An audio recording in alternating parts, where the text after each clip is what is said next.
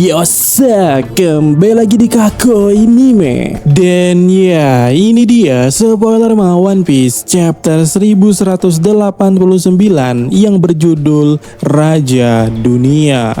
Dan chapter kali ini pula ditemani dengan cover yang sepertinya adalah cover request bertemakan pula Nami sedang memarahi Luffy, Zoro dan Sanji yang berubah menjadi monyet sebagai pelajaran. Kemudian di sini awal chapter kali ini melanjutkan apa yang terjadi di chapter sebelumnya. Setelah menusuk Luffy dengan pedang Void, tampaknya Imo di sini mendapatkan senjata baru lainnya dan bernama Sea God Sword atau pedang Dewa Laut, yang mana pedang itu tentu saja digunakan untuk menusuk Luffy. Lalu setelah itu Imo memakukan tubuh Luffy ke sebuah pohon menggunakan kedua pedangnya itu. Di sisi lainnya kita melihat Usopp merasakan bahwa sesuatu yang buruk telah terjadi kepada Luffy.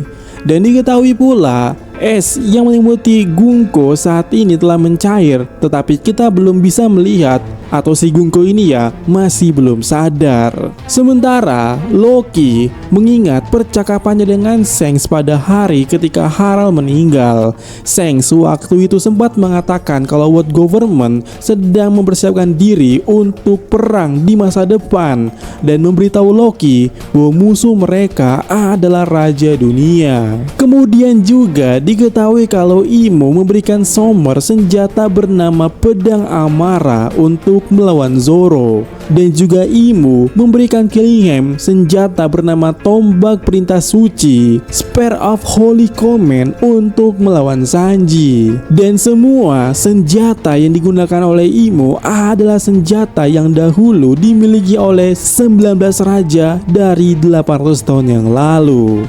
Dan chapter berakhir saat Imo hendak membunuh Luffy menggunakan kapak Siang Tian, namun Gaban muncul di sana dan menahan serangan Imo. Dan ya, spoiler sampai di sini. Dan seperti biasa, sebelum kita akhiri kita akan membahas poin-poin pentingnya ataupun poin menariknya pada chapter ataupun spoiler kali ini. Seperti apa yang dikatakan oleh Shanks kepada Loki ataupun percakapannya itu ya. Di sini Loki mengingat apa yang dikatakan oleh Shanks bahwa World Government emang tengah mengincar atau mempersiapkan perang di masa depan. Hal ini juga senada dengan apa yang Gunko katakan bahwa mereka ini emang berniat menenggelamkan dunia.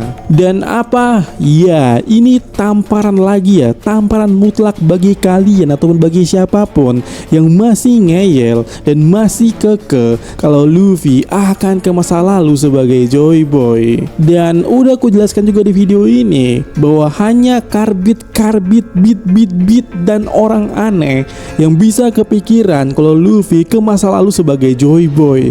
Karena untuk apa? Dan seperti yang aku jelaskan di video ini juga, seharusnya semua konflik final One Piece ini itu semuanya ditata dan dituju untuk di era yang akan datang atau di masa depan. Dan akhirnya di chapter kali ini kembali dipertegas bahwa semua itu memang akan terjadi di masa depan. Jadi kalau sampai ada lagi yang ngeyel Luffy ke masa lalu sebagai Joy Boy itu sendiri, ya entahlah ya, gak tahu lagi dah. Karena pertanyaannya untuk apa? Kecuali kalau itu hanya sebagai momen flashback yang sama seperti Bone mengingat atau melihat memori dari Kuma. Tapi kalau Luffy sama dengan Joy Boy itu aneh. Kemudian ya, hal menarik lainnya di chapter kali ini jelas beberapa hal yang kita bahas juga di live ternyata emang seperti itulah kondisinya atau kenyataannya, bahwa senjata-senjata Imo itu diambil dari 19 raja yang berafiliasi ataupun beraliansi dengan Imo. Ya, Imo termasuk di bagiannya sih dari 19 raja tersebut.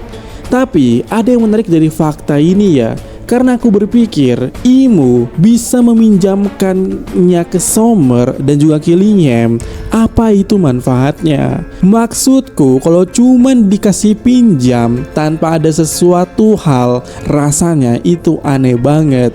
Jadi apakah ada buff tersendiri di setiap pedangnya itu? Apakah di setiap pedang itu masih menyimpan roh atau bayangan dari user sebelumnya, yaitu 19 raja? Ibaratnya kayak Luffy yang gak punya skill katana tiba-tiba jadi jago pas dicekoki bayangan. Nah, kalau konsepnya sama seperti itu, ini bakal kompleks dan bakal menarik. Dan salah satunya itu akan men-trigger Mihawk. Hal ini pernah kita bahas juga waktu itu di live ya. Mungkin ini alasan kenapa Mihawk disebut sebagai pendekar pedang nomor 1. Bukan karena Mihawk kuat, tapi karena Mihawk itu menguasai aliran pedang atau teknik berpedang atau teknik menggunakan senjata dari 19 raja ini. Makanya kita bisa melihat kalau Imo sempat menggunakan teknik yang sama dengan Mihawk. Dan kalau pernyataan ini benar, aku menantikan buff dari Zoro maupun Sanji. Ya, saat ini Zoro melawan Sommer yang dipinjamkan pedang Amara. Dimana ya, ini sesuatu yang secara kasat mata itu sangat sinkron. Maksudku, Zoro bisa di-trigger dengan ini kalau kita melihat dari nama pedangnya, sama seperti Renma. Sementara di satu sisi, Sanji akan melawan Killingham yang diberi tombak Holy Command atau perintah suci. Rasanya ini juga sinkron dengan Sanji secara kasat mata.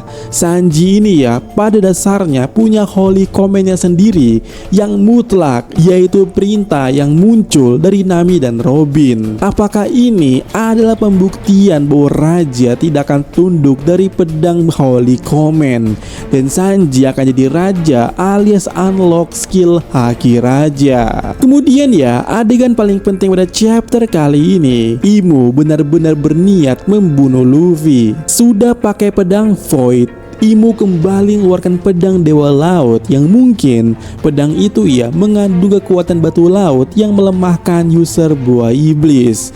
Makanya dua pedang tadi itu dikatakan di spoiler bahwa ditusukkan ke pohon untuk memaku Luffy, alias untuk mencegah Luffy untuk kabur ataupun bergerak. Sementara langkah berikutnya Imo adalah mengeksekusi Luffy dengan kapak, tapi Gaban di sana muncul untuk menangkisnya atau ngeblok serangan Imo tersebut.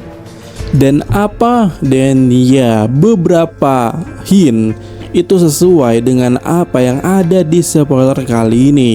Cuman ya, di sini aku cukup rada kecewa. Maksudku, ekspektasiku di sini terlalu tinggi kepada Usopp. Kupikir saat hint munculnya Kenbun Haki Usopp yang sudah advance itu akan menunjukkan sesuatu aksi dari Usopp lah minimal ya. Tapi Usopp cuma sebagai komentator aja yang menyadari kalau Luffy dalam bahaya, alias dia seperti cuma melakukan podcast. Namun ya, ini masih spoiler, tentu saja spoiler singkat. Dan masih ada kemungkinan kalau Usopp akan do something atau melakukan sesuatu di chapter kali ini. Soalnya juga aku masih meragukan bagaimana cara Gaban menangkis serangan Imo dengan kondisi tubuhnya yang sangat terluka fatal.